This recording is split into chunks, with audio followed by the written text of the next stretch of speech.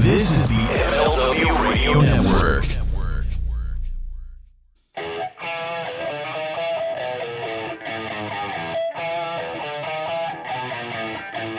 This is the Mind of the Meanie. Here are your hosts, the Blue Meanie and Adam Barnard. Peace, world, and welcome everybody to the Mind of the Meanie, your weekly peek into the world, according to former WWE superstar and ECW original, the Blue Meanie. We'll cover wrestling, music, movies, sports, and lots of useless knowledge, all contained in the Mind of the Meanie. I'm your tour guide, Adam Barnard, and he is the Blue Meanie. Meanie, what's on your mind? Yeah. You see, I would have been here sooner. But Mrs. Meanie made a wonderful dinner, right? A little inside baseball recording Friday night, February 24th, 8:20 p.m. Mrs. Meanie made a lovely dinner, and we were having dinner. And during the day, before dinner, like this afternoon, I had this drink called kombucha, which is like a probiotic tea. It's delicious. It's great for your gut health. But we finished dinner. I was like, "Hey, hon, I'm going to go upstairs. I'm going to go do the podcast." And halfway up the steps, my butt said, "The fuck you are." And thanks to kombucha, I was delayed making this podcast because I had to make a pit stop. So I feel like the last thing you need is something to help clear and cleanse the colon region. Yeah, because I feel like it does it. I mean, kombucha sounds great. I've never had it, but I just feel like that could potentially exacerbate existing, fart/poop issues. Yeah, it's like one of those. It was like one of those life reaffirming poops, and I was just like, oh man, I felt great about life. Just like everything was just better. Just seeing God sitting on the toilet, just having a blast, chatting with my dead grandparents. Just oh my God. Asking for lottery numbers, I had one of those moments last night where I was laying in bed. It was probably like, I don't know, 3 or 4 o'clock in the morning. I had to go to my shoot job early, play some catch up work. And I woke up and I was like, fuck, I'm having the worst anxiety. You ever get wake up and you wake up, I wake up weird sometimes, and then I just get totally anxious and I'm all fucking wigged out. And I'm like, God, I can't sit still. And I said to Courtney, I was like, come here, just, come lay next to me so I can try to calm the fuck down here a little bit. And I let out the loudest fart. It was a bed rumbling, low bass, it was Les Claypool on the bass. Yeah. And it was mud. And Courtney just let out this rolled over. The most depressed exhale I've ever heard in my entire life, man. Just not thrilled, not happy. That was such a betrayal of trust on your part. I mean, to be fair, yes. But also, I didn't know. It's like, when you go, hey, do you smell popcorn? Just to make people smell your fart. You let out a silent fart and you go, hey, guys, you smell popcorn? And everybody goes, oh, no. What the fuck? My oldest will do that shit to me. He'll go, Dad, what's up, bud? I'll come over. He's like, do you smell that? I'm like, no. And he just gives me the big eyes. He's like, that's the smell of nature. I'm like, where did you learn this from? Is this your mother doing this shit to you? It's ridiculous, man. Good to see you, sir. Good to see you as we're chatting about our bowels and our colons and whatnot. Another exciting episode here ahead of us. How are you? Yeah. Good. Hey, quick shout out to my boy, Nick Clark, who, South Philly guy, South Philly boy, South Philly artist. He, listens every week, and he, hit me up to, tell me the things he'll shoot me a text. Oh, dude, I love when these guys talk this, that, and another thing. But Nick does amazing artwork, and He's doing an 8x10 for me. Nice. Actually, you saw his work at Icons. He made the two photos of me. One was really cool. It was Blue Meanie with the speech bubble. Yes, those are great. I have the speech bubble. Yeah, it's kind of cool. That's his artwork. So if you want to check out his artwork, he's a very wrestling friendly. Go to Nick Clark Art on Instagram. That's at Nick Clark Art on Instagram. He's a good dude. We throw some beers back in McCuskers. Because McCuskers is basically like, it just attracts like people from all forms of like art, like whether you're a musician or drawing or one guy comes in, he works on movie sets, so all kind of types go. I'm the wrestler, I guess, so yeah. But, shout out to Nick Clark. He made my day. He's like, hey, 2 things about what you guys talked about last week. And, it means a lot to somebody, because you do the show. We've been doing the show for a while now. We're up. Yeah. This is 153. 153. And you go, man, who's listening? Or is it just us in the pod squad, here? But then, people give you feedback, and it's just like, speaking of reaffirming, it definitely reaffirms the fact that we're actually doing something. Mm-hmm. So I meet people at conventions. There's a dude who I see all the time at Icons. He's like, dude, Monday morning, your show. And I'm like, oh man, that's so cool. Yeah. So it's cool to get the feedback. And, but Nick's a good dude. He's in my circle, and, he reached out to the thing. So I want to give some love back. So if you want to see some cool wrestling related art, go to at Nick Clark Art on Instagram. He's very talented. And for the members of the Pod Squad that can see this, and by the way, you can go and sign up right now at patreon.com/mindofthemeanie and sign up and see us record the show either at night or in the morning, ad-free and early. But here it is right here. You can actually see it. Let me get it a little bit lighter. Let me pull it back a little bit. Can you see it? It's hard to see on my phone because I'm a shithead. But well, you got that ring going. Yeah, I got the ring gimmick now. But anyway, I'll share this to the Mind of the Meanie site. It's super cool. People really liked it at Icons. People were really enjoying it, and leaving all the notes inside of there was pretty sweet. So, excuse me, just threw him a follow. But listen, I get stuff like that all the time. Like this has been arguably one of my favorite creative endeavors of my life. Like this is just this is fun for me to do. I look forward to this every week. I typically plan my weekends around our recording as well, because I'm look, I got to record with Meanie, and I get people all the time messaging me or tweeting at me, sending me direct messages, outside of the ones that are like, you're a prick, fuck you. No, I'm just kidding. But they're like, hey man, we really like, I love your show. That guy, Nate Smythe, friend of the show, he messaged me. He's like, every Monday morning I listen to the show, and I, it's part of my routine, and it's cool, man. It's cool to know that people are really digging the show and they're enjoying it, and it's just cool to know. It's fun. So yeah, I definitely appreciate it.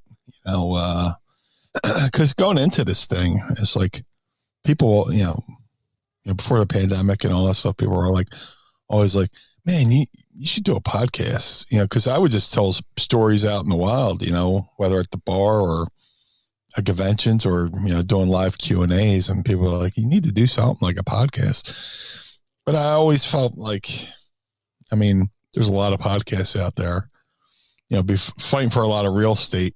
Yeah. And,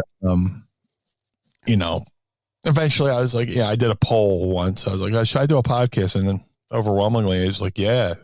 So I was like, oh man, now I got to do it. Yep. Yeah. But then also I heard, guys like Headbanger Mosh, he did a podcast back in the day, and it was just him just talking. And he was like, dude, those things are fucking hard. He's like, I guess it was hard for him since he was riding solo, he had nobody about it. It was just him talking. And I was like, so maybe, I could see that being a problem, but, it was always about, let's, hold on. Turn my phone off there. Sorry. That's okay. I just realized I looked at my board. I have my Bluetooth connects directly to my phone.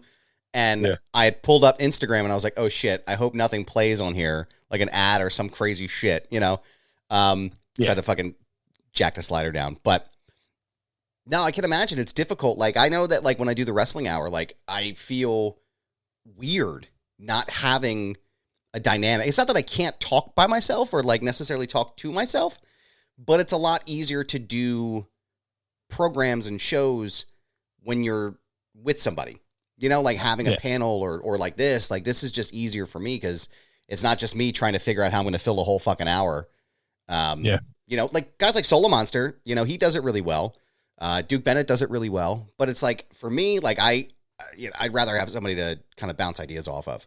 But you know, guys like Colt Cabana will always do like that cold open where I want to like his usual open. And then like his opening monologue, kind of like a talk show, but then he would have a guest. Right. Yeah. I can't imagine just, you know, having to do that cold open every week. Well, especially like if, say you're not doing anything, you're like, all right, well, went and got the mail,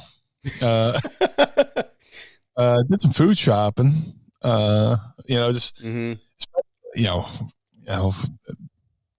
especially now, I'm at the point in my career where I'm purposely taking less and less bookings. You know, I mean, I could wrestle every week, but my body's just not. I'm 49. My body just doesn't heal the way it used to. And, you know, if it's something really cool, I'll fucking do it. But like, I'll do more autograph shows and conventions and shit like that, just because it hurts less. And there's there's a certain anxiety that comes from doing shows too, you know, it's the whole, all right, let me make sure I make my flight. First of all, let me make sure I go to bed early. Let me make sure I don't oversleep. Let me make sure I get to the airport on time. Let me make sure my flight takes off. Let me make sure, you know, somebody's there to pick me up. Then you do the show, and then, you know, hopefully my luggage comes. Right. And then you do the show, and then you're on last, and then, you know, you go back to a hotel, and, you know, okay, now let me, you know, make sure I get up early for my flight home. Hopefully I can get my flight home. Right. It's like, oh, yeah, just like, it's so, you know, it doesn't sound delightful. It doesn't sound fun. I love wrestling. I love it, but like sometimes it's just the travel could be a turn off. And, you know, like I said, I'm getting a little bit older. Yeah. Not healing up like I used to. But like, you know, I'd rather, you know, in some cases, I'd rather, you know, drive too. I got that Squared Circle Wrestling Expo in Indianapolis in April. And I was like, you know what? I'm just going to fucking drive out. Just, you know, step by me a plane ticket, just take care of my rental car and I'll drive out. Yeah. Because I did a show maybe before the pandemic. Yeah, before the pandemic in Ohio. And it just turned me, the show was a good experience, but the whole travel thing was such a fucking turn off that I was just like, I'll just drive from now on. Because like I had to fly from Philly to Cincinnati for this one show, then drive an hour back east to this town, which was like on the Ohio West Virginia border. Oh wow! And I was so mad. I was like, because it was right near where the whole Mothman prophecy thing happened, where the Mothman, like the city where the Mothman used to appear, and they got a statue to it and all this stuff. I was about to say, dude, take me there. I feel like I found out afterwards, you know, after the trip. So you go, you wrestle, tagged with Nova. It was fun. So we get there, we go to a hotel that I'm not even getting to use. I stayed in there for like 2 hours to take a nap, go to the show, wrestle, and then they have one of the guys who was on the show drive me an hour drive turned into an hour and a half because it was in the rain back to Cincinnati. And then the whole time I'm getting email alerts that my flight in the morning's canceled. Ah, Jesus Christ. So I'm calling the promoter. I was like, hey, man, it says my flight's canceled. All right, we're trying to rebook it. They rebook it. That flight gets canceled. Oh, God. What time of year was this? Oh, my God. I forget. This is like 4 years ago. And then get to the hotel, go to the airport, make it from Cincy to Chicago. And then Chicago, I was supposed to be home at noon. I didn't get home till like midnight. I was supposed to leave, Cincy at like 7, get to Chicago, leave Chicago at like 10:30, get into Philly at noon. I'm like, I got a whole day. I could just get shit done. Yeah. I sat in Chicago's airport for like 8 hours. Oh my God. For wind, which I'm like, yeah, whatever. For wind in Chicago? Yeah. It's half the time they blame weather, but I know they're fucking purposely overbooking flights. For sure. Yeah. And then just, it's cheaper just to, rebook people on other flights and fill them in. And, it's a big fucking work. Yeah. But, it's shit like that. It's just like, man, the guy who booked me for that show, I was like, dude, from now on, I'm just going to fucking drive. Yeah. And so cover my rental car.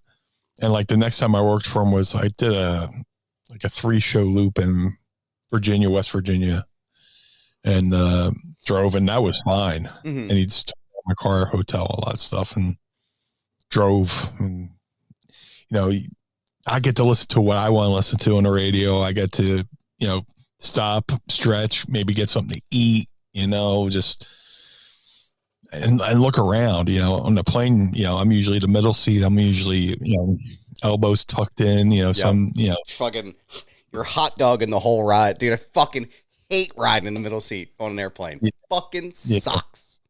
Biggest fucking rib ever. No. So I've only been to West Virginia one time, and when we lived in Pittsburgh, it was we went to the Christmas Story house, which I think was in Cleveland at the time, and we drove through West Virginia, and it was just like there was some guy who had like this. I have a photo of it, like these signs on this motel that were talking about how corrupt the West Virginian government was. And it was like, please just get me out of here. I don't want to be here right now. Get me out of this place in West Virginia. But it was cold. Like, I remember it was like, it got like the temperature dropped like 30 degrees because it was a really nice day. And as we're driving, it just like drops and drops. And then we got caught in a snowstorm coming back from Cleveland into Pittsburgh because fucking, of course we did. And it was just like, this is the shit, man. I don't want to drive through this again. So that's why I was like, was it in the wintertime? Because that wouldn't surprise me that they booked you and then the flights are the shits. But no, I mean, wrestling, like I'm sure wrestling is cool. Like I've never done it. Like I'm sure I would enjoy it though. I just mean the travel was probably nothing about that sounds enjoyable. Was there ever a time like before you getting into the ring recently or like within the past couple of years where you're like anxious or nervous about getting in the ring? Or is it just like, that's always really. And then once I get through the curtain, I'm fine. It's just the fucking waiting, dude. Yeah. Go out and do it, and if you want, if you want me to be happy, put me on like before intermission because it's just it's not like a performance anxiety. It's just a general anxiety or butterflies of being like, hey, I want to do good. Right. These people, these fans have made a commitment to come out and spend money and leave their house to come watch you perform. You want to be entertaining and you want to do, you want to have fun. You want to do good. And, maybe that's that puts a big pressure on me, so I always go out there with the thought in my mind that I want to do good. I want to entertain. So just the whole, just the fucking build up. It's just like, oh, fucking kills me. And people think they're, paying respects by having me on later in the show. You could put me on third. I don't give a fuck. Yeah.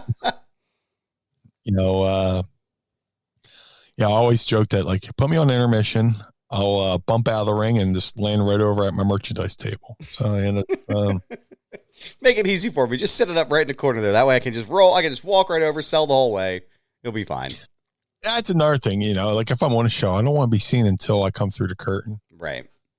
Yeah. That kind of, I don't want to kill the pop, so to speak. It's kind of like Big Daddy when dude walks in the room and they go, surprise. Oh, it's only so-and-so. We wasted the good happy birthday. Or we wasted the good surprise on you. Yeah. So like people come in and they see me, it's like, if they see me at intermission and then I come out for my match 7th, the pop might be like, hey, but if they don't see me, like if I come out 3rd and they hadn't seen me yet, the pop's a little bit bigger. So, just different ways to look at it, but, I love doing shows. I don't want to sound like I'm ungrateful or complaining or a diva or whatever. It's just like, there's just certain things I could just do without. And it's just like, when you're 20 years old and you don't know better and you're just trying to go everywhere, it's awesome, just to experience new things. But, 49 and you kind of know what to expect when you get to these shows, and you hope it's a good promotion. But, it's just interesting, this stuff you have to go through and the travel and all that stuff. So I don't know.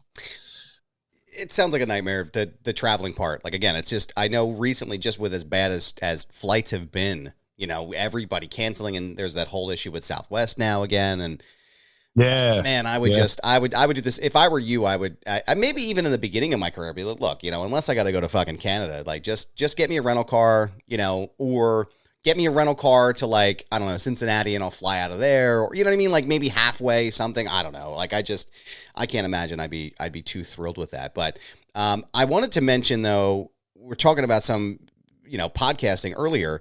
You just did an appearance on our friends at Ad Free Shows. I want to make sure we plug that. You were on with In Depth today. Is that right? That episode came out today? I'm not sure if it came out today. If it did, I wasn't tagged yet, but our buddy Dominic D'Angelo had me on In Depth, and it was a really good conversation. Hopefully it comes out. If it hasn't come out, we'll plug it. And, I know it's on my, so I'm a, subscriber to Ad Free Shows, so I get them early and ad free.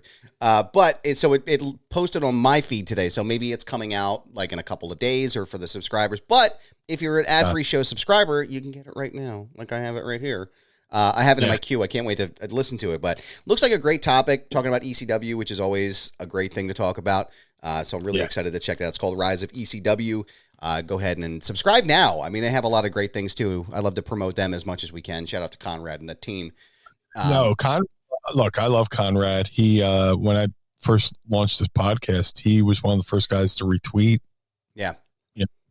Our information, and he didn't have to do it. We're not officially part of his family, but he, out of the respect he has for ECW, myself, and just being generally a good guy, he's helped me out. He's helped this podcast a lot, and when he didn't have to, because technically we're competitors, even though I don't have that fucking mindset. It's like there's room for everybody and room for everything. Yep. But everybody eats in this house, and everybody eats at this table, brother. I'm happy to just be acknowledged. I'm happy to just, I don't even want to say it like that. Like, it's not like an acknowledgement, like, like, oh, just, fucking, make sure you do this or do that. It's just like, wow, he noticed us. You know what I mean? Like, he saw that we were doing this and called us out on his own accord. We didn't ask him for it. And he still does that. From time to time, I'll see him like one of my posts or, amplify something that I have going on. And it's cool, man. It's cool to know that that's like, you have that backing. So Always love that stuff. Dominic's a great guy too. I got the opportunity to hang out with him in person for the first time. I think it was like 2021 at the MLW show was the first time I met him, and just what an awesome guy. Just love Dominic. So I feel bad. Like he's been in town recently, and we go to McCusker's, and it's like I've always have like something going on. Yeah. So it's like, fuck. Sorry, I'm not no selling you. Just but eventually we'll catch up with him and meet up at McCusker's. He's been in town a lot for MLW. Mm-hmm. And normally I've been on a lot of the MLW shows, but I get them not having me the last couple because it's like if I'm constantly there, it's no longer a surprise kind of thing. Yeah. Right. So I get it, but yeah, hopefully things work out, and I can get a chance to go out there. Yeah, well, I know. I don't know if they're going to be doing MLW, but I know the Battleground stuff will be at Icon. So don't forget, it's coming up, y'all. We'll be there March 18th at the ECW Arena, 2300 Arena in Philadelphia. Come out and see Meanie and I. I will be there. I will be assisting Meanie with his merchandise and his booth. So come and see us. I will be holding the photos, displaying them. Here you go. Pick your beautiful Blue Meanie photo. No, so definitely come out and check it out. That's always a good time. Speaking of always a good time, I know the news just released earlier today. We could talk about this. The yearly Wrestling Observer Awards were released. Oh, yeah, I'm not privy to those, so yes. You can mention them, and I can give you my unadulterated, my unspoiled reaction. Oh, you didn't even read it today. Amazing! I don't the reaction real time. This is great, y'all. Oh, sir. I saw the one Booker of the Year. I saw that one. Yes. Wrestler of the Year. They have Category A and Category B. I learned a lot about these awards today reading these stories. I had no idea. Let's for those who don't know this, let's smarten them up, so to speak. So let's don't go into a cold. Just right. Yeah. So each year, Wrestling Observer, Dave Meltzer the newsletter does awards for the year. So they do, best booker, they do best wrestling organization, best wrestler, and they're usually pretty controversial each year. And they continue to, I guess it's a good way to put it, right? I would say more so than like the PWI 500. It gets a lot more reaction from that as well. I know it is voted on by the readers and the subscribers of Wrestling Observer, much like PWI is voted by the readers and subscribers of that. So typically inside of the Observer newsletter, they have two categories, and Category A is a set of awards. They are determined by the voters' first, second, and third picks. And then Category B is all winners that have first place votes. So they're the top of the level, right? So they'll nominate people from the United States and Canada. They have the MVP awards for every country that has, a high level of wrestling. They'll do awards like the box office draw, and they'll do a Bruiser Brody award, and all kinds of different stuff, right? Like it's more like it's I would imagine being recognized in any capacity is really cool, especially in this field. I'm sure it's very cool to be recognized. Where would you like me to start? Would you like me to start with Tag Team of the Year, Promotion of the Year? Any particular? Just start pulling. You call it, man. You got the. Here we go. This year's 2022 Wrestler of the Year, Jon Moxley from AEW. Most Outstanding Wrestler, Will Ospreay. Tag Team of the Year, FTR. Best on Interviews, MJF. The Promotion of the Year, AEW. Shock. Yeah, shocking. Best Weekly TV Show, AEW Dynamite. And Pro Wrestling Match of the Year, Kazuchika, I hope I said that right, Okada versus Will Ospreay in Tokyo on August 18th of 2022. You're saying the best match in the world happened in Japan. Correct. Of the entire year, Okada and Ospreay in Tokyo. Dave Meltzer, aficionado of all things Torosao, or however you fucking say that word, picked the match that happened in Japan. The readers of the Wrestling Observer, correct? Yeah. Yeah. That's what they tell you. But yeah. They're playing to the judge. Yeah. You know? I don't want to get kicked out of the club. I'll say Japan. I'll say Japan. Don't kick me out. Don't hurt me, Uncle Dave. Yeah. Yeah. I like Moxley, but fucking Roman Reigns has been the man this year. Yes. Yeah. No disrespect to Moxley. I like him a lot, but Roman Reigns. Meanie. Yes. We have breaking news on this program. Manscaped now sells beard products. That's right. They are once again revolutionizing men's grooming with the brand new Beard Hedger Pro Kit. From a beard... It's crazy, right? From a beard trim to a fresh shave, the technology behind the Beard Hedger Pro Kit allows you to shave your signature beard with your look, Meanie, because you know Blue Meanie's got that specific beard look. Now you can finally use Manscaped's products to make your drapes match your carpet by going to manscaped.com and using the promo code MindMeanie for 20% off plus free shipping. It's time to tame your mane. No one likes a weird beard, rather. So say goodbye to all your trouble with Manscaped's Pro Beard Kit. Meanie, tell me about your experience so far with Manscaped's Beard Hedger Pro Kit. Well, if there's anything I'm known for besides blue hair is an amazing beard. And I've spent years trying to keep it clean, keep it fresh. And when I open up my package from Manscaped for all those beautiful beard care products, it was like something a dream come true, something I've been waiting all my professional beard care taking life. It is incredible, and that blue beard of yours is going to look great when we're back at Icons this fall, or spring rather, but even in the fall it's going to look great when you use Manscaped's Beard Hedger Pro Kit. It all starts with the Beard Hedger. This thing is a juggernaut affixing faces. This cordless trimmer has a rotary wheel that gives you 20 hair cutting lengths, all with one guard, so no more messy drawers full of extra add-ons. That right.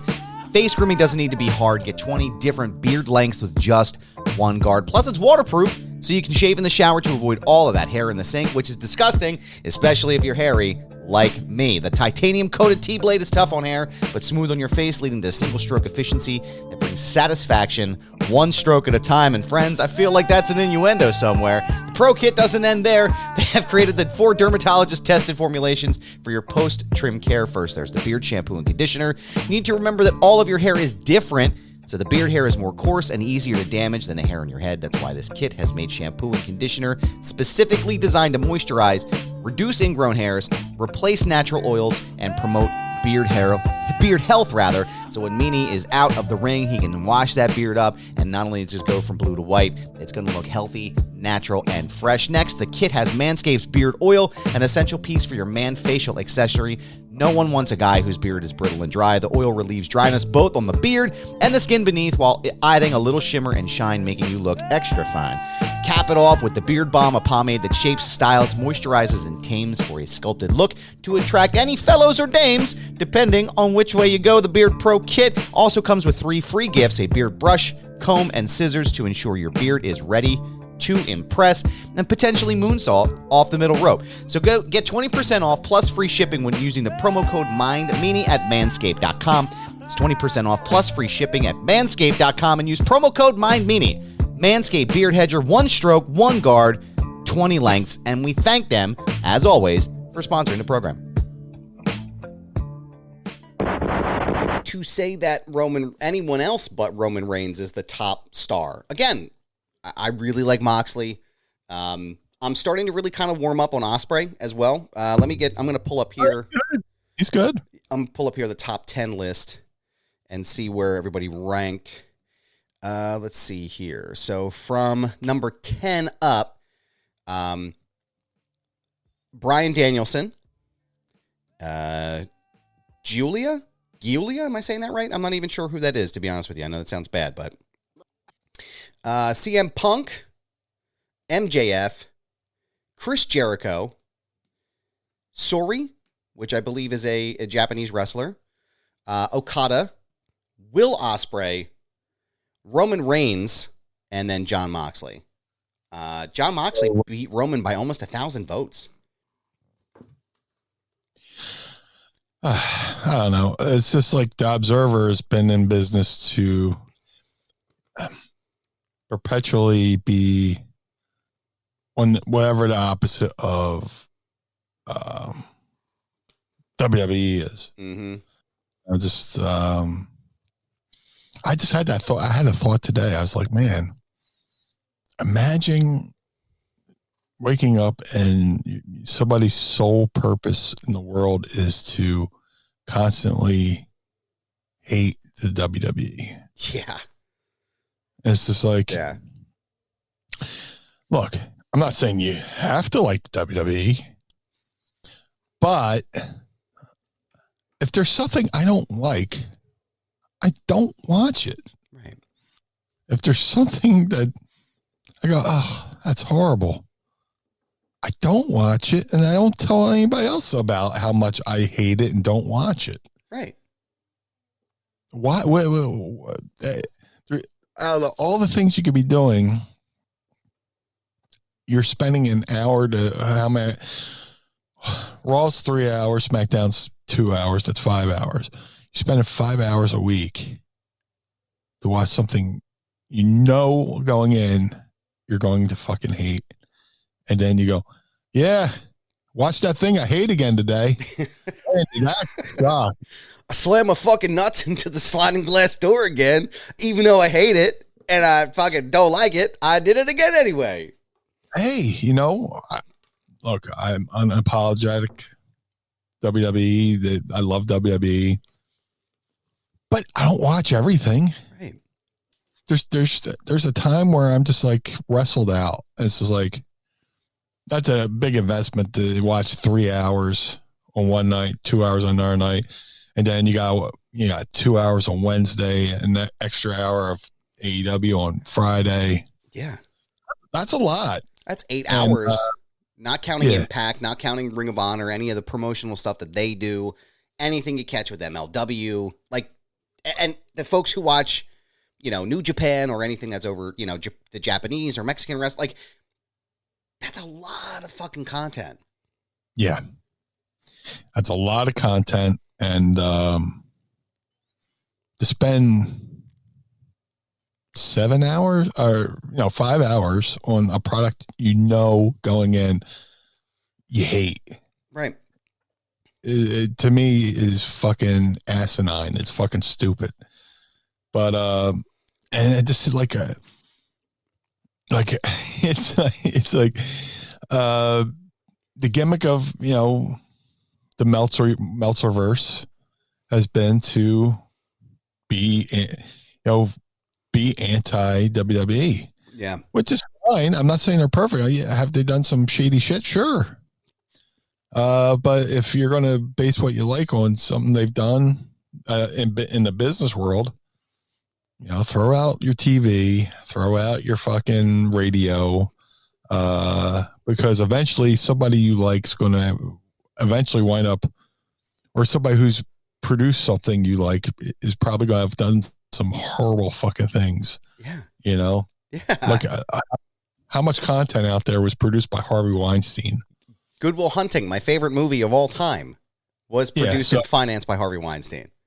So throw your fucking DVD out and, throw everything out, just like, I'm not saying, WWE is perfect. No.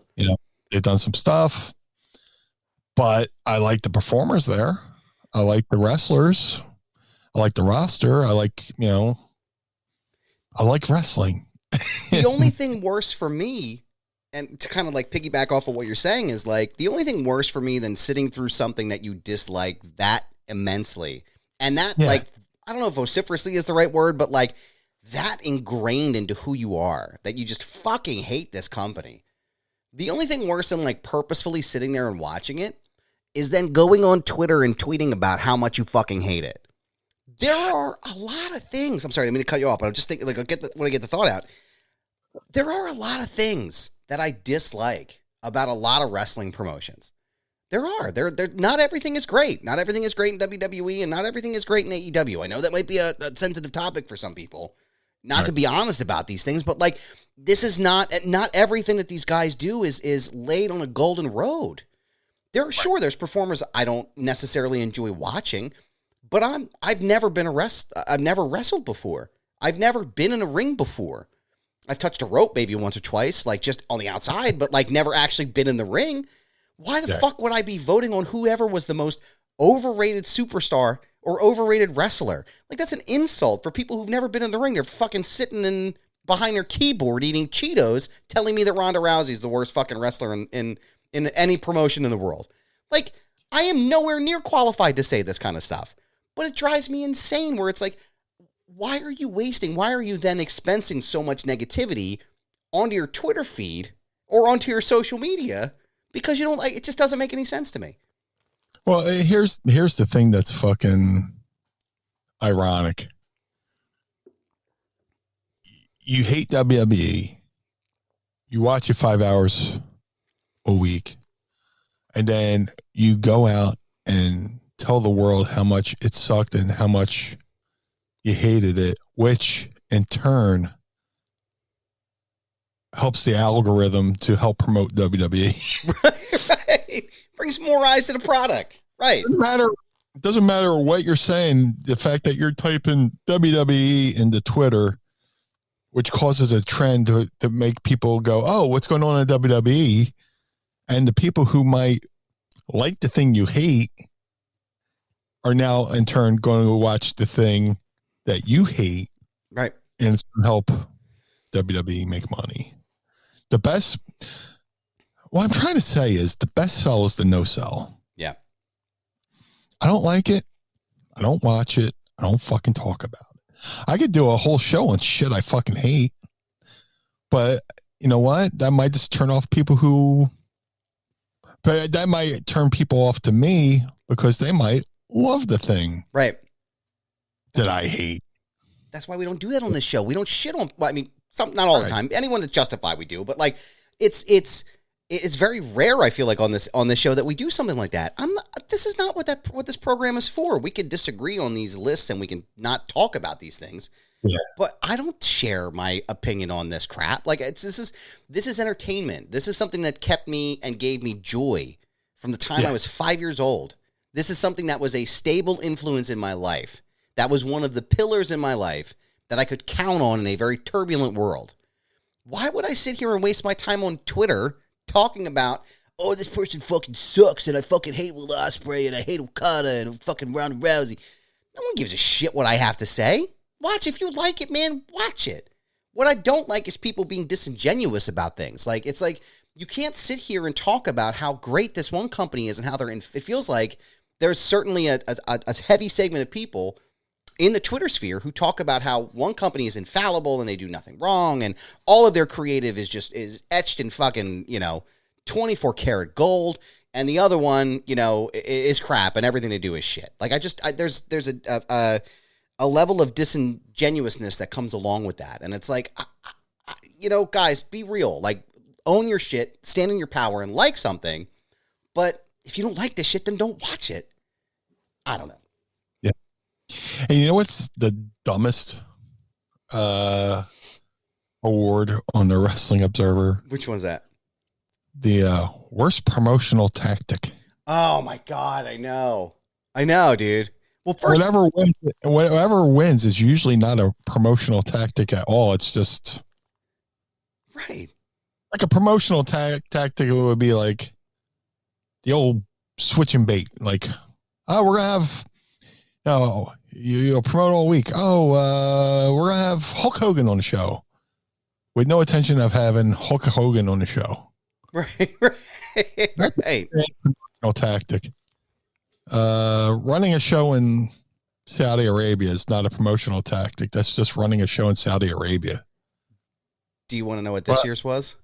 Oh, please enlighten me. So it's, you probably can guess which. Work backwards from last the winner. So they didn't even give me the list this year on how many, like, just had one, just the usually one. Really? Yeah, let me see if I can find the actual list. Let me see. Wrestling Observer. This is to be the only time I Google this. Wrestling Observer words promotional tactic 2022. What were our runner-up here? Did the Wrestling Purists give us the whole list here? Hold on one sec. Let's see. Oh, they do. Sick. So we'll work our way up once I find it. Paul Heyman was the best non-wrestler of the year. Braun Breaker was rookie of the year. Hey, friend of the show, Ian Riccaboni came in third for best television announcer. That's pretty dope. Let's see. Yeah. I love me some Ian Ricky Bobby. What a cool fucking guy, man. Genuinely, like what a cool guy. I feel better about life after I talked to Riccaboni. I got to meet him that time. I hope he's back at Icons this year. I got to meet him for a cup of coffee. I didn't get a selfie with him. So Ian, I promise we're going to take a photo next time I see you. But what just a happy guy. Just loved fucking talking to him. Proud of that. Yeah. Yeah. Really doing a great job. Forbidden Door was the best major wrestling show of the year. And they ranked the Royal Rumble from 2022 the worst. I don't know if I would. Yeah, the 2022 Royal Rumble where Lesnar won. That was the one Lesnar won. I don't know if I would necessarily call that one the worst pay-per-view of the year. No. Best wrestling maneuver, Hidden Blade. Here it is. Okay, here we go. Most disgusting promotional tactic, counting down from number 5. AEW not punishing CM Punk after the Hangman Adam Page call out. What the Okay, stop there. How is that a promotional tactic? What the fuck does that even mean? The guy hasn't been on TV since that happened. They stripped him of the fucking title. He's engaged in fucking litigation with them. Like, what does that mean? How is that a promotional tactic? Right. How are they using it to promote their fucking company? Where are they going? I can't even think of an example of how that would be like hypothetically. How is not punishing CM Punk a promotional tactic? It doesn't make any fucking sense. A promotional tactic is something you do to promote your company to get people to watch. If they would have used that segment, like, here's a good example. The Elite using the CM Punk fight in their videos to promote the fuck CM Punk chants. That's a promotional tactic. You're sharing it on Twitter. No judgment here. I'm just saying that's a promotional tactic. That would be a promotional thing. Like, that would be maybe the worst business move of the year. If you want to couch it that way, sure. That maybe is a thing. I don't see how that's a promotional tactic. And again, to be clear, they fucking have been punishing CM Punk. Stephanie McMahon's goodbye to Vince McMahon is number 4. Ric Flair's last match is number 3. Would his match even be a promotional tactic, though? How's a match a promotional? I mean, technically, a match is a promotional tactic because you promote the match to get people to watch it. It would be the worst promotional tactic if it wasn't his last match. Right. Yeah, that would make sense. So you're saying the third most worst promotional tactic isn't a worse promotional tactic because, as far as we know, that was his last match. That's to the best of our knowledge. That was his last match. Now, if if they go his last match part 2, then that's okay. Then you can go back and say, well, that one, yeah. They had some foresight here. Yeah. Number 2, Saudi Arabia and the WWE relationship. Again, a business venture, business enterprise. Yeah, those Saudi those Saudi shows are just what we call in wrestling sold shows. Mm-hmm. Like if I had an indie, I go to this is on a much lower level than billionaire Saudis. But like if I, say I was still running shows, I would go to a local high school and be like, what we could do for a fundraiser. Okay, give me X amount of dollars. I'll run you a show. You can sell the tickets. You keep the concessions. That's a sold show. Saudi buys these shows. They pay for the talent. They pay for everything The only thing the WWE gets is to air it on TV. Right. It's a sold show. It's not a fucking promotional tactic. What are we promoting? Besides the show, I mean, but what's the tactic? You know, it's an event. Yeah, it's literally it's a sold show. Are there okay? So and again, we're not going to get into this here. Could there be questions surrounding the business enterprise? Sure. Okay. Fair. But again, like we discussed, you could question everything. We're not going to get to that on the show here. No. But how is that a promote? Okay. They are not reputable people. Right. We understand that there are issues with the Kingdom of Saudi Arabia. Like, we're aware of that. We can acknowledge that on the show. But I don't see how, again, not a promotional tactic. Here's number one for you.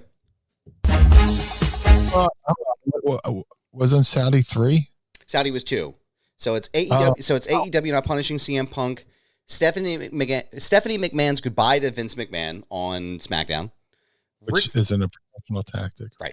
None of these so far have been promotional tactics. Ric Flair's last match, and then WWE's relationship with Saudi Arabia. Here we go. Number one, the most disgusting promotional tactic of 2022, the year of our Lord.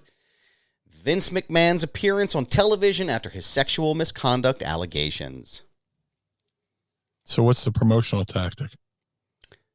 Dave, would you like to enlighten us? Because he came out unannounced.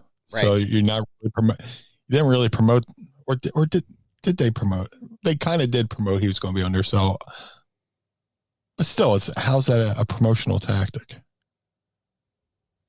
I'm waiting for the answer, Dave. Yeah, I don't know. It doesn't make any fucking sense. The worst fucking award. It's not even an award. I mean, what do you get? At least with PW, the Pro Wrestling year-end, Pro Wrestling Illustrated year-end awards, you get a fucking plaque. I mean, what do you get with a Wrestling Observer newsletter year-end award? A paper cut? I don't know. Well, they I guess he makes physical copies, but look, he's a great historian, but yeah, and he can be respected for that. I mean, he's got a very deep knowledge of wrestling history, which I feel like rivals Jim Cornette and even maybe Jerry Lawler. But like, bro, you're out of your league here, man. Best gimmick was Sami Zayn, which again, that's the honorary was a great gimmick, but like Bloodline and Roman Reigns is number 4 on that list, behind the Acclaimed and Danhausen. I think Danhausen's great. I love the Acclaimed. Scissor Me Daddy Ass is fucking great. They're wonderful, but the best thing in wrestling has been the Bloodline and Roman Reigns. Period. And that's not disparaging the other guys. They're friends. I love them. But the best thing in wrestling this whole year has been that Bloodline storyline, hands down. Yeah. Just the Tarantino level layers to that fucking story. Here's one for you. Best pro wrestling book, number 4, is the Wrestling Observer Yearbook from 1995 by one Dave Meltzer. For the 2022? That was ranked number 4 for the best pro wrestling book of last year. A book from 95? I guess he released it, yeah. Oh, did he release it in 2022? Yeah. But like, come on. Like, you're playing it up here. Get his lower back out sucking his own dick. Did he have to fucking get a rib removed? Yep, he went the Marilyn Manson route. Yeah. How much for one? That's gonna be the name of the episode. How much for just? No. Oh yeah. How much for just one rib? Yep. That's fine. Perfect. There we go. And I had to write it down. I thought you were gonna put the suck his own dick line. Oh God. No. We'll get kicked off the network now. Excuse me. Worst TV show they said was Monday Night Raw, and the worst promotion is just shocking WWE. This is crazy. I do this to myself every year. I read this stuff and I'm like, this is just. Listen, if you want to, look, it's everybody's entitled to their own opinion. Everybody is allowed to have their opinion. Al Snow's got a great clip about recently with what's his name, Sean Oliver, talking about. It's making the rounds. It's an old clip, but it's been making rounds that Dave Meltzer is the greatest worker in the history of the pro wrestling business because he's tricked people who actually work in the wrestling business that his opinion means something. Yes. And everybody's entitled to their own opinion. Like, I'm not telling you can't have your own opinion. There's a lot of people that enjoy, the elite, and they enjoy the acclaimed, and they enjoy all these people, and there's nothing wrong with any of it. But it's just like, if you're out here representing yourself as like the end-all, be-all of this, and there was a discussion we had last week about Ariel Helwani and the whole thing about, unbiased journalism and like the unbiased reporting. Like, Dave, you're presenting yourself as a reporter, as someone who presents news in the wrestling sphere. You need to take 1,000 seats if you're going to say that you're unbiased, because clearly your stuff has an agenda. But the 1995 year-end book being number 4 is the worst promotional tactic. Yeah, he worked you, pal. And speaking of working us, Mr. Blue, if I may, be so bold as to refer to you as your first actual given name. Well, I guess it would be your middle name, because your first name is actually and middle name Blue, and then in any event, the TBM. I have a question for you. Yes. Are you ready to ask Meanie? I would love to. It's time to ask me anything. Ask me something. Yeah, cause. Don't forget, tweet us your questions using the hashtag AskMeanie, and we will ask them on the show. Shout out to Angel Acevedo, who gave us this wonderful clip. Yeah, cause. I promise we're working on more of those Philly gems for you here. We still gotta post John the Baptist with his BWO. Sure. I pulled up at my phone the other day. I was like, fuck, that's great. So good. Amazing. Mark in Dryden wants to know, I was watching the Asuka and Bianca segment from Monday Night Raw. My opinion is a good start on the road to WrestleMania. How can the hype be kept fresh because of Asuka's limited English? Does she need a mouthpiece? Did you have a chance to check that out? I have not, but I mean, Asuka's been doing pretty good so far. Yeah. I don't know if I want her talking though, because that takes the mystique away. But who there in the company do they have? I mean, she reminds me a lot of the Great Muda, and Great Muda had Gary Hart. What Gary Hart type character could you have speak for Asuka? So there's still ways to work it, and I'm sure we'll see those in the coming weeks. But does she need a mouthpiece? Not really. She's been, like I said, she's been doing fairly well. She's been there for a couple of years now. Yeah. So it's a good question. It's nice, not slighting the question, but nah.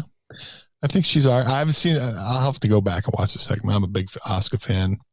Love the new makeup. Yeah. Tribute to her Kana character. But she's awesome. Big fan. Big fan of Bianca too. The women's division in WWE is fantastic. But does she need a mouthpiece? Nah. I don't. There's ways to get a point across non-verbally. I was going to say I watched the segment and I thought it was great. I thought that I really feel like there's a dynamic now with the new Asuka character, with the makeup and the clown look, and it's like the killer clown, right? It's almost like the anti-Doink in a lot of ways, and I don't mean to compare the two, but like there's something that's super cool about seeing like a vicious character that's sadistic and like no friends. You know what I mean? Like there's something really cool and engaging about a character like that. But what, for me, if you're asking my opinion, Mark and Dryden, because I don't know if you are, but if you're asking me my opinion, I don't think she needs to say a fucking word. I don't think she needs to say anything, because her facial expressions, the language, there's an art to saying something without saying it. And I Yes. think with this particular incarnation of Asuka and this character and the way it's going, I don't think she needs to say a fucking word. And honestly, I don't think she needs anybody else to say a fucking word for her, because I think it's all in her face. Yeah, it would kill the mystique with the new character to say anything. Unquestionably. So no, I don't think, after watching that segment, I think they're playing this perfectly. I think she's a perfect foil to Bianca. And I think at this point, if anybody's going to take the title from Bianca, it should probably be this version of Asuka. They're going to fucking have a banger at WrestleMania. That's going to be off the charts good. Absolutely. Mark and Dryden's second question. I was watching this week's WWE Rivals. The Hulk and Andre episode. Seems like this one was the oldest rivalry episode yet. What 1980s rivalry should be an episode, in your guys' opinion? Dude, I haven't posted today, but it's cool. He mentioned that today. We were in Target, and we were walking around. We went. It's amazing. You can walk into Target to buy one thing, and $80 later. But we turned the corner to around where like the Funko Pops, and they saw the vinyl and stuff like that. And they had a WrestleMania 3 Andre Hogan Funko Pop. Sick. Where they're both in the ring. Hold on. Let's see. Here, I'll share with you and the Pod Squad since we're on Patreon. I was going to say, don't forget to sign up right now at patreon.com/mindofthemeanie, and you can check it out. Mrs. Meanie I bought it, but I had her take a photo. I want to post it, but check this fucking bad boy out. Oh man, that's so sick. That is so sick, man. Yeah, I had to get it. So it's on my shit shelf. Where'd you say you got it at? Was it at Walmart? Target. Target, that's right. Yeah, like $32. That's not bad. Yeah, like I said, we wound up buying other shit we did need, but you go in for one thing. You end up with $200, $300 worth of shit. You're like, how did this happen? But I need to watch that Andre Hogan rival, because seeing the Funko Pop, brought up a lot of memories of going to see WrestleMania 3 at closed circuit. I watched the first 3 WrestleManias at Resorts Casino Hotel in Atlantic City. In their ballroom, they put it up on the big screen. It's amazing. And I saw WrestleMania 4 and 5 in person. And the WrestleMania 3 might have been, I was going to say that might have been the last time I went to wrestle with my grandfather, but that's not true. But what other 80s rivalry? What have they done so far? I think it was that was the oldest one I think they've done. They haven't done anything in the more golden era time. So I would say Flair Steamboat, but I don't know. They haven't done a Flair Steamboat yet one? Or no, not that I'm aware of. Let me look it up and see what they have. I think Flair Steamboat goes back to at least the 70s, right? Yeah, at least, yeah. And then through the 80s and early 90s, because I got to see Flair Steamboat. I went to Flair Steamboat at it was a pay-per-view in Chicago. Spring Stampede, maybe? Yeah, I think they had their trio of matches that was like the most critically acclaimed of all time. Yeah. Now, but it is the oldest. Like I'm looking, it's like John Cena and Edge, Triple H and McFoley, WWE versus WCW. Nothing as old as Hogan and Andre, or older rather. So yeah, Steamboat and Flair would be a good choice. And technically, it wasn't a WWE feud, or rivalry, but it was one of wrestling's best rivalries because it goes, I believe, it's starting in the 70s, early 80s, all the way through to the 90s. Mm-hmm. And you can't say there's been one bad match in any of them. And the funny thing is, Flair said some of their non-televised matches were probably better than the ones they did televise. So that's cool. So as far as like an old rivalry, like pre-Hogan Andre, I would have to say Steamboat Flair. Yeah, I would say because it's an old rivalry, but still kind of in the TV age, so to speak. I'm sure you could go even further back, if you want to do a Lou Thez one, or, Thez and Rogers, or I don't know. But like, as far as like recent, but older than Hogan Andre, I'd have to go with Flair Steamboat. Those matches were impeccable. I would say right off the top, the first thing that popped in my head was the Mega Powers. I think that would be cool. But I think one thing I wish is like Savage was around to talk about it. The other one I was thinking, like Jake Roberts, Randy Savage. I would love to see him and his insight now, like 40 years later, how cool that would have been. And the intensity of the Mega Powers was talking about storylines too, because they go back and they show there were so many Easter eggs leading up to it. Putting Hogan on the show, Hogan putting Liz on Randy's shoulder, but it looks like he's grabbing her ass. Yeah. Just like little subtle things that they did along the way to build to that, which now just people turn on each other just for, okay, you're turning time. No rhyme, no reason. There's no build to it. There's no build. Also, shame on me for not saying this, because I was going to say that Hogan Savage had a personal issue. Rest in peace, Jerry Jarrett, man. Oh, yeah. We haven't even talked about that yet. Dude, shame on me. Because Jerry Jarrett was one of the first promoters that grew up, pre-TV into the TV era. And his mindset was wrestling should always have something personal in it. And shame on me. He's one of the pioneers of wrestling as a promoter. Guy started promoting when he was 15. Crazy. Promoting, spot shows and shit like that. And then his mother worked in the office. He eventually got into it, and now Jeff, following his footsteps with being a wrestler promoter. Maybe because it was like in between I'm thinking maybe because it happened right after we released the last episode, so I wasn't sure if we talked about it or not. But rest in peace, Jerry Jarrett. Just what a shame. I've been watching. Speaking of ad-free shows, the Conversations with Conrad.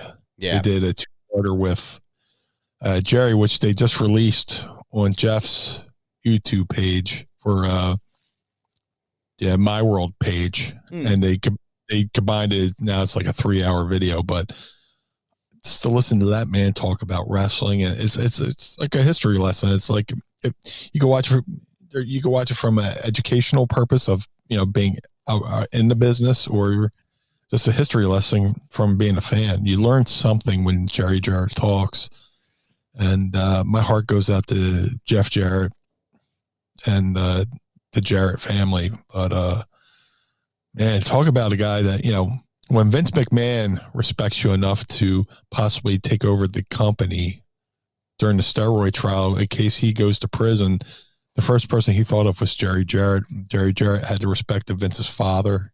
Right. Jerry said, my son's about to start doing some things that aren't going to be popular. But if you could just do me a favor and be there for him when he needs a friend. Yeah. Vince Sr. said that to Jerry. So that speaks to the volume of his character. And rest in peace, Jerry Jarrett, and shame on me for not saying it sooner. That was my fault. I should have mentioned that as well. It was on the tip of my tongue, and we started talking about traveling, and that was my bad. But yeah, Jerry Jarrett, a pioneer. Really, I think the innovator, like you said, like you can't not acknowledge the fact that this guy laid the groundwork for the personal issues inside of wrestling. I think you can't watch current wrestling. Bloodline probably would not be happening if it wasn't for those early tracks from Jerry Jarrett. So, a huge loss in the wrestling world, and just a shame. Where our thoughts go out to Jeff and the family, and it's sad, man. It's just sad to lose someone else major in this world. one of our commenters on YouTube, I don't know if I'm saying his name right, JP Ambid.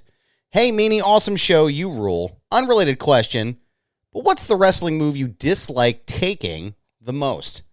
Like, no matter how the crowd reacts, it's just not worth it. Oh, man. Good question. Off the top of my head, I would probably, and this isn't a slight one who I'm about to say. I'm just saying from an aspect of it was a fucking terrifying move to take. And thank God I only took it maybe 2 or 3 times. But the Pitbull's Super Bomb. Where Pitbull Anthony would sit on the top rope. Gary would pick you up like he's doing an atomic drop and feed you into Gary. Feed you into Anthony like a power bomb. He would stand up and then just jump off the second rope and give you a power bomb. And that was from an aspect of just, it's one thing to go on the top rope and do a moonsault and do a backflip, but just to be staring at the ceiling the whole time, slowly watching you get up a little bit higher and then feel yourself drift backwards and come to an abrupt halt. And you know, the times I took it was like before ECW bought their own ring. It got like a super good, nice bump ring. Mm-hmm. Like those early rings weren't that bad, but like, you know, I would always hit the worst part of the ring where like maybe there was a board loose or something. And, you know, and I'm screaming in pain, trying to bend over to tie my shoes, you know, at the end of the night, you know, God damn. But, yeah, the Super Bomb from the Pit Bulls. I love Gary and Anthony, but that was unnerving to say the least. Oof. We're here at the final question for the day. Our friend. I know where we're going to. I feel your anticipation, but there's one episode of ECW Hardcore TV where I take the Super Bomb, and this plays in my head a lot. They pick me up, they feed me in. He stands up, he does the Super Bomb, and as I hit, you could tell I whacked the back of my head. But like as I hit, somebody in the crowd hit an air horn. And it timed perfectly with myself where I'm like, I don't know what episode that is, but it's that visual come across, you know, the visual and the sound comes across in my thoughts at least once a year. I'd love to see that. So if anybody finds that video, send it over to it. So we can tweet it out here. All right, here we go. Primetime Grape. Green juice and high tides. Here we go. He actually asked 2, but I'll ask 1 this week and we'll save the other one for next week. If Matt Hardy can slap a tornado, do you think he'd be able to redirect one away from civilization with a bit of the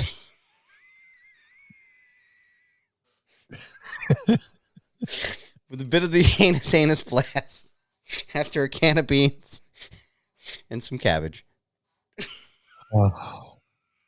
Now say that again without laughing. Try.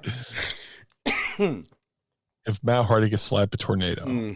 Got to put on my gimmick face here, my sports entertainment face.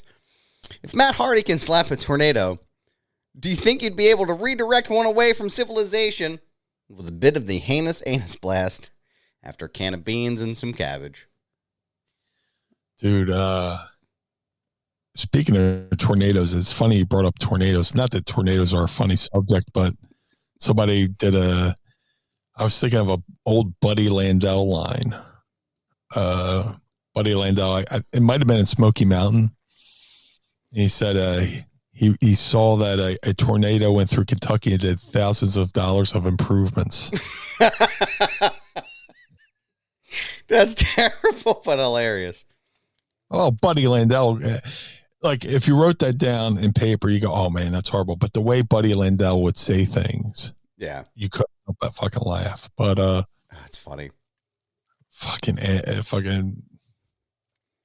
Matt Hardy slapping a tornado. That's fucking great. Primetime Grape, please never change, man. Please never change and continue to ask us these questions. The creativity about it, I think, is what gets me. You know, like he just I know I wait. I'm always like, bro, just send us anything, man. It's fucking good. I don't want to know. Yeah. Like when we send out the tweets to promote Ask Meanie Anything, I purposely don't read. Like, please use the hashtag because I won't follow the hashtag. Don't reply directly to me.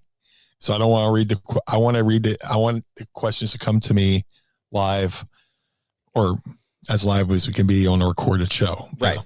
Yeah. I mean, live to tape right here as we're doing it. Like I tend to not really read them or check the hashtag until like maybe a couple minutes before we actually go live, just so I can filter anything that, that's coming through.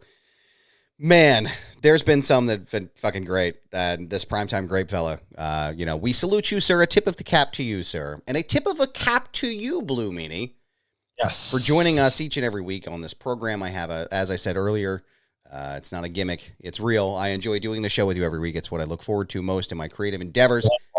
And I just would like to know, in case the fans want to find us and they want to follow us, where would they find you? Where's the best place for them to stay up to date on all things blue?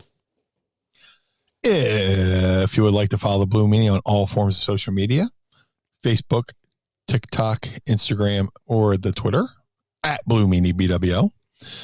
If you would like to support the Blue Meanie, go to ProWrestlingTees.com/Blue Meanie. If you would like to support Mind of the Meanie, go to ProWrestlingTees.com/Mind of the Meanie. Collar and Elbow, the wrestling brand. Go over to collarandelbowbrand.com. Use coupon code Meanie or use coupon code MINE and save 10%. That's right. You can use coupon code Meanie or coupon code MINE.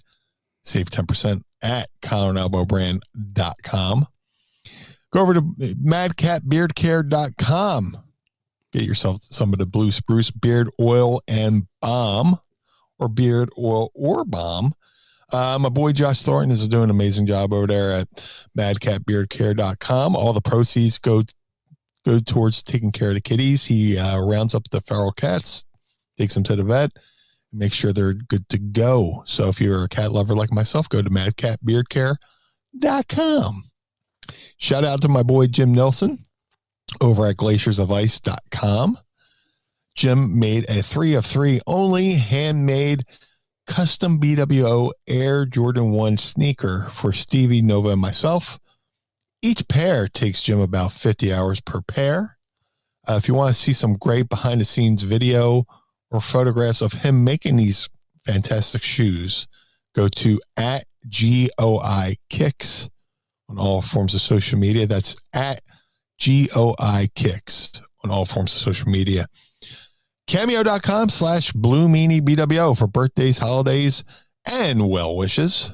Go to cameo.com/Blue Meanie BWO. Request a video from the blue guy himself, and let's have some fun over there. Cameo.com/Blue Meanie BWO. But more importantly, Mr. Barnard, where can we find you? You're too good to me, sir. Thank you very much. You can find me on all my handles on social media: Twitter, Instagram, TikTok, which I rarely use just for the kids, and also still on Mastodon at This Is Goober. Yes, it's my handle. No, I'm not changing it. It's a brand, pal.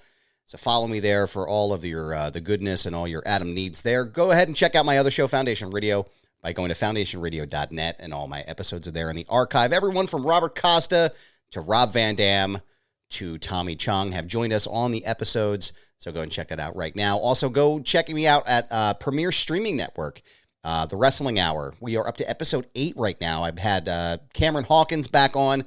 We discussed all things main event Jey Uso, who is, as we know, the real tribal chief. So you can check out that episode as well. You can check it out at premierstreamingnetwork.com. Go sign up today. Brothers Gaddor, our friends, are currently developing the Adam Barnard Wrestling Buddy, my very first piece of merchandise anywhere. I'm very excited. That should be coming out soon. We will have the prototype for you. And you can also check it out right now at our Patreon. You can check out the early photos and the concept art. You can check it out there. And you'll be able to also get a Mind of the Meanie 2-pack. You're going to have an Adam and you're going to have a Meanie. So you can go ahead and check that out right now once that goes up at brothersgaddor.com. And buy their G.G. Allen Wrestle Buddy right away, because that's fucking great. And nobody fucking knows G.G. Allen. I'll kill him. Go ahead and check out my friends at the 10th Ward Barbershop out there if you're in the Pittsburgh area. Visit my barber, Kane. I'll be seeing him again in April. Tell him Goober sent you. And you can book your appointment today at 10thwardbarbershop.com. The Feinberg Method. You can go and check out and work with my trainer, Brad Feinberg, both for physical and mental wellness. You can use promo code Goober and save up to 20% off of your entire purchase. Go to thefeinbergmethod.com. ProWrestlingTees.com/Foundation Radio. ProWrestlingTees.com/Mind of the Meanie. Keep the lights on at Casa DeMeanie and at the Barnard Home for Wayward and Troubled Youth. Again, don't forget to check us out on Patreon. You can listen to the show and you can watch us record early and ad-free. Patreon.com/Mind of the Meanie. And thank you to our sponsors from Manscaped this week and whoever it is that sponsored us at the beginning of the show and at the end of the show. So we are always grateful to have you here. Pod Squad, y'all are the best group of folks this side of the Mississippi and on the other side too. And we will be back next week with you for the Blue Meanie. I'm Adam Barnard. Join us again each and every week as we take a trip to the mind. Blue World Order. Of the Meanie. Peace.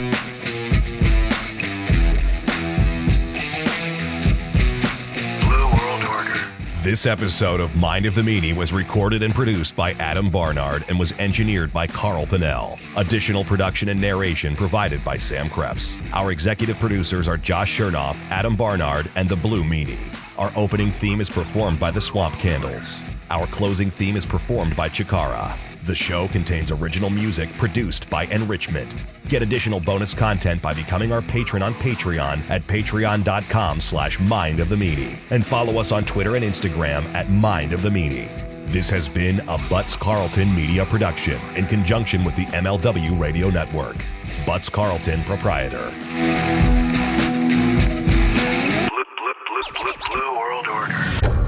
Dad, why does Blue Meanie's brain out? The world of MLW Radio never stops.